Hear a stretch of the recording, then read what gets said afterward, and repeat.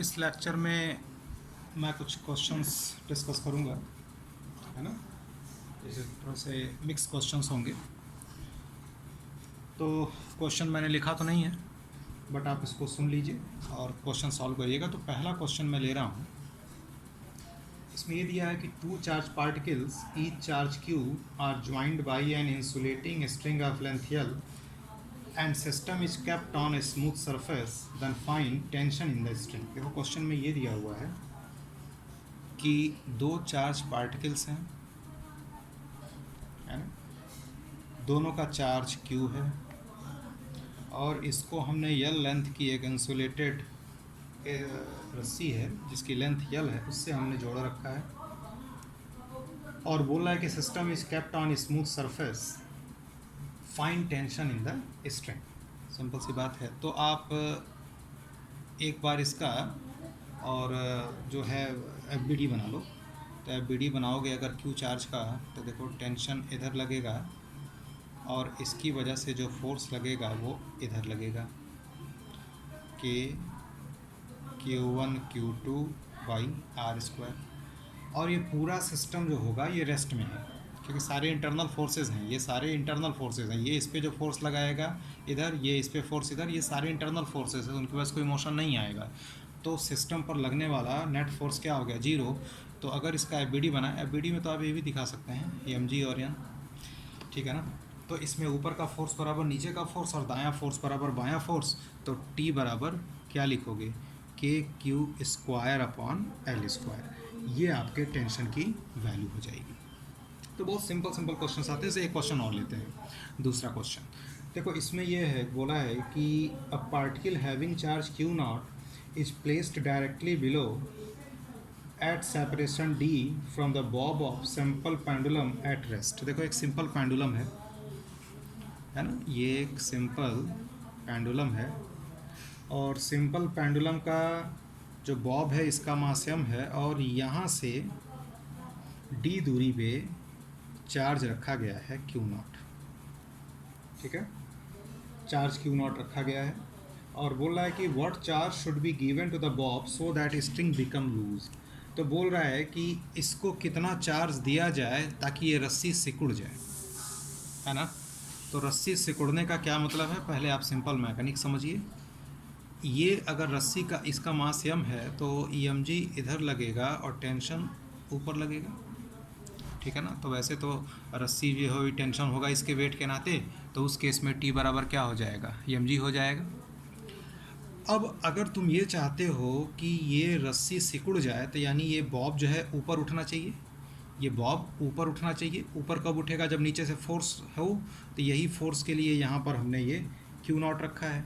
तो Q0 और इसका अगर Q है तो पहली चीज़ कि ये क्या होना चाहिए, फिर पॉजिटिव चार्ज होना चाहिए। तो ये इस पर फोर्स लगाएगा ऊपर की तरफ, ये मान लीजिए F, और F की वैल्यू क्या लिखेंगे, K Q1 Q2 और कितनी डिस्टेंस पे रखा था, D डिस्टेंस पे, K Q1 Q2 by r square. अब इस बॉब का FBD बनाते हैं फिर से एक बार। तो mg किधर लगेगा, नीचे, टेंशन किधर लगेगा, ऊपर, और K Q1 Q2 upon D square. अब आप ये चाहते हैं कि रस्सी सिकुड़ जाए, तो होना क्या चाहिए कि जो ये वाला फोर्स, रस्सी सिकुड़ जाए मतलब टेंशन 0 हो जाए, रस्सी सिकुड़ जाए मतलब टेंशन 0 हो जाए। तो यानी ऊपर का फोर्स और नीचे का फोर्स पहले हम बराबर लिखते हैं। तो K Q0 upon D square plus T, ऊपर का फोर्स और नीचे का फोर्स क्या, EMG। रस्सी सिकुड़ जाए, स्लैक कर जाए, ऊपर उठ जाए, यानी टेंशन 0। तो KQ into Q0 by D square बराबर EMG, और यहाँ से आपको Q की वैल्यू मिल जाएगी, ठीक है ना। तो सिंपल, बहुत आसान से क्वेश्चंस होते हैं इस तरह के, ध्यान से आप सॉल्व करिएगा। एक सवाल और ले रहा हूँ इंक्लाइंड प्लेन का। देखो इस क्वेश्चन में ये है कि a particle A having charge Q and mass m is placed at the bottom of smooth inclined plane. एक स्मूथ इंक्लाइंड प्लेन है जिसका एंगल थीटा है और इसका मास m है और चार्ज Q, ऐसे रख दिया गया है ना। और बोल रहा है कि where should a block B having same charge and mass be placed on the incline so that it may remain in equilibrium। तो ये जो है इसका चार्ज Q, और मान लो कि यहाँ पे एक बी पार्ट की, ये मान लो ए है, ये बी है, इसका भी मास और चार्ज सेम है। बोल रहा है कि यहाँ से कितनी दूरी पे रखा जाए ताकि ये इक्विलिब्रियम में हो। ठीक है, तो अब इसके लिए फिर से इक्विलिब्रियम का केस आपको पता ही है, सारे नेट फोर्सेस क्या होनी चाहिए, जीरो। तो इसका पहले एफ बी डी बनाओ। तो अगर इसका हम एफ बी डी बनाएंगे, इसका मास m है, तो इधर क्या लगेगा नीचे, ये थीटा एंगल है ना, तो इधर क्या लगेगा, एम जी साइन थीटा। और इन दोनों के बीच का जो फोर्स होगा, ये इस पर फोर्स किधर लगाएगा, इधर के Q one Q two by K Q one Q two by L square, बस इतना फोर्स लगेगा। और अगर मान लो कि ये अगर इक्विलिब्रियम में है तो इधर का फोर्स और इधर का फोर्स आपस में बराबर हो जाना चाहिए। तो M G sine theta is equal to K Q square upon L square, और यहाँ से आपको यल की वैल्यू मिल जाएगी। तो आपने देखा होगा बहुत ही इजी से क्वेश्चंस होते हैं इस तरह के, बहुत परेशान होने की ज़रूरत नहीं है, सिंपल मैकेनिक्स थोड़ा थोड़ा यहाँ पर इन्वॉल्व किया गया है। अब इसके बाद जो अगला जो पॉइंट है आपका, जैसे अगर स्ट्रिंग से बॉडी को हम चार्ज बॉडी को बांध दें, तो अगला जो पॉइंट है वो समझ लीजिए कि प्रॉब्लम रिलेटेड टू स्ट्रिंग है, कि अगर स्ट्रिंग से हम बॉडी को बांध देते हैं तो किस तरह से ऐसे क्वेश्चंस को सॉल्व करेंगे। तो ये मैं आपको समझा रहा हूँ, ध्यान से समझिएगा इसको।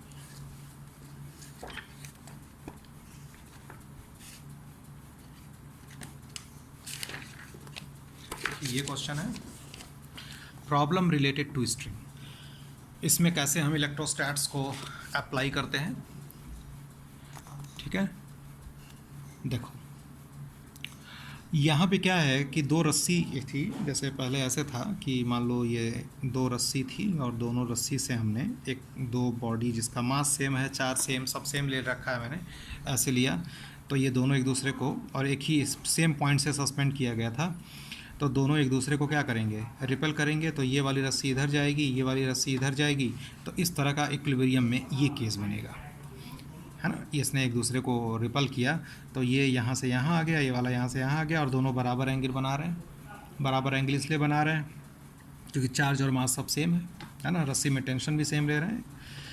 और बॉल इज़ इन इक्विलिब्रियम में है, बॉल इज़ इन इक्विलिब्रियम। तो इक्विलिब्रियम में अब आप यहाँ पे बी डी बनाइए, ये सब तो हमने बहुत सीख रखा है पहले। तो आप यहाँ पर अब बी डी बनाएंगे तो एम जी किधर लगेगा, नीचे, और इसकी वजह से जो इलेक्ट्रोस्टैटिक फोर्स लगेगा इस तरफ, इसकी वजह से इस पर जो इलेक्ट्रोस्टैटिक फोर्स लगेगा इस तरफ, वो लगेगा F, tension along the string away from the body. ये थीटा है तो ये भी थीटा, तो टी का दो कंपोनेंट, ये क्या होगा टी कॉस थीटा, और ये क्या होगा टी साइन थीटा।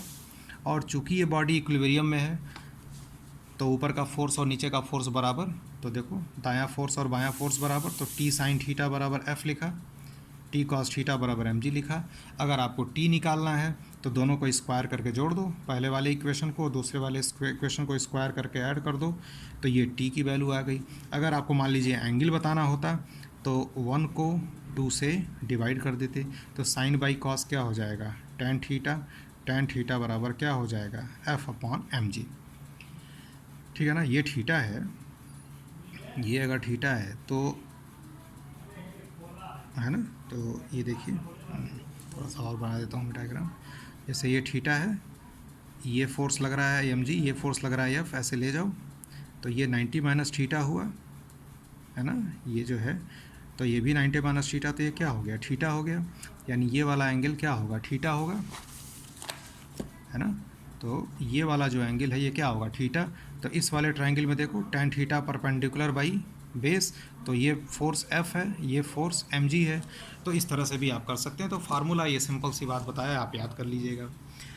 अब एक क्वेश्चन मैंने लिया है इसी पे, ये क्वेश्चन ये लिया है मैंने, ये रस्सी ले रखा है मैंने यहाँ पे, है, मैं क्वेश्चन पढ़ दे रहा हूँ, है ना, आप क्वेश्चन देख लीजिएगा। ये है क्वेश्चन में, ये दिया है कि two identical charged spheres are suspended by string of equal length, string makes an angle 30 degree with each other. ठीक है ना, ये जो स्ट्रिंग है ये पूरा एंगल ये कितना है 30 डिग्री है। फिर पूछता है कि when suspended in a liquid of density 0.8 ग्राम पर सीसी। अब इस पूरे सिस्टम को 0.8 ग्राम पर सीसी के लिक्विड में डुबो दिया गया है। ठीक है। तो बोलता है कि एंगल रिमेन सेम, तो पूछता है कि what is dielectric constant of the liquid, और density of material of sphere दिया है 1.6 ग्राम पर सीसी। ठीक, डाई इलेक्ट्रिक के की वैल्यू बता, ठीक है ना। तो ये पूरा क्वेश्चन है, ठीक है। अब इसका हम एलबीडी पहले देखते हैं। तो पहले जब ये एयर में था, ठीक है ना, पहले देख रहे हैं कि जब ये एयर में था, इन एयर या वैक्यूम, ठीक है। तो एयर में tan थीटा बराबर क्या होता है, F/mg, अभी फार्मूला पीछे बताया हूँ। तो tan 15 इजिकल टू क्या हो गया, F/mg। जब इसको लिक्विड में डाला तो ये सोचो कि कौन कौन सा फोर्स आएगा यहाँ पे नया कुछ, है ना। तो देखो ये mg है, ये बॉयनेंट फोर्स है, लगेगा ना ऊपर बॉयनेंट फोर्स, टेंशन चेंज हो जाएगा तो मैंने टी डैश ले लिया। और एफ जो लगेगा, याद करिए मैंने बोला था कि जब किसी लिक्विड में डालते हैं पूरा का पूरा स्पेस जो है वो किसी दूसरे मीडियम से भर दिया, तो एफ जो है वो कम हो जाता है, और कितना हो जाता है, F/k टाइम्स हो जाता है, ठीक है ना। तो F/k हो गया। तो अब कौन कौन सा फोर्स लग गया जब लिक्विड डुबोया, तो mg तो लग ही रहा था, वेट उसका, बॉयनेंट फोर्स, टेंशन देखो T से T डैश हो गया, और इस तरफ क्या लगेगा, F/k, ठीक है ना। अब tan 15, अब देखो फिर से यही आगे बढ़ाएंगे, तो ये 15 है तो ये भी 15, तो tan थीटा बराबर F/mg। तो F की जगह क्या आएगा, F/k, और ये जो होगा mg और b का रिजल्टेंट लेंगे, क्योंकि mg इधर लग रहा है और b इधर लग रहा है, तो नीचे की तरफ फोर्स जो आएगा वो क्या आएगा, mg माइनस b, ये आ गया। और इस तरफ फोर्स क्या ला रहा था, F/k। तो tan 15 एंगल तो सेम है ना, तो tan 15 F/k by mg minus b। तो tan 15 डिग्री क्या आ गया, F/k और mg माइनस b। अब क्या किया हमने कि इस वाले को मैंने इक्वेशन नंबर 2 मान लिया, और ये वाला इक्वेशन नंबर 1 माना था, तो 1 को 2 से डिवाइड कर दिया। तो 1 को 2 से जब डिवाइड करेंगे तो आप देख सकते हैं कि क्या आएगा, 1 को 2 से डिवाइड किया F/mg, और या डिवाइड क्यों करें यार, tan 15 ये भी है, tan 15 ये भी है, tan 15 ये भी है, दोनों को बराबर कर दो ना। जब LHS बराबर है तो RHS भी बराबर हो जाएगा। तो सीधे सीधे F/mg is equal to F/k mg minus b, F और F कैंसिल, ठीक है। और एक काम और करते हैं, तो k की वैल्यू कितनी आ गई, mg upon mg minus b, बाकी आप वैल्यू लिख दीजिए। मास बराबर होता है वॉल्यूम इंटू डेंसिटी, तो मास ऑफ द बॉडी है, तो वॉल्यूम तो पूरा का पूरा डुबोया हुआ है, तो वॉल्यूम तो v, डेंसिटी ऑफ क्या लेंगे यहाँ पर, स्फेयर, और डेंसिटी ऑफ स्फेयर क्या है, सिग्मा मान लो, है ना, सिग्मा। तो v सिग्मा g, नीचे v सिग्मा g, और बॉयनेंट फोर्स, तो बॉयनेंट फोर्स में तो लिक्विड का वेट होता है, तो लिक्विड की डेंसिटी लेंगे, तो लिक्विड की डेंसिटी रो मान लो, v रो g। तो v और g देखो सब में कॉमन आ गया, तो sigma by sigma minus rho, value रख के देख लीजिएगा, वैल्यू क्या आ जाएगी, 2 आ जाएगी। तो इतने मैंने न्यूमेरिकल्स कराए। अगले लेक्चर में कुछ और इसी से आगे बढ़ाएंगे, जिसमें हम इक्विलिब्रियम चार्ज को डिस्कस करेंगे।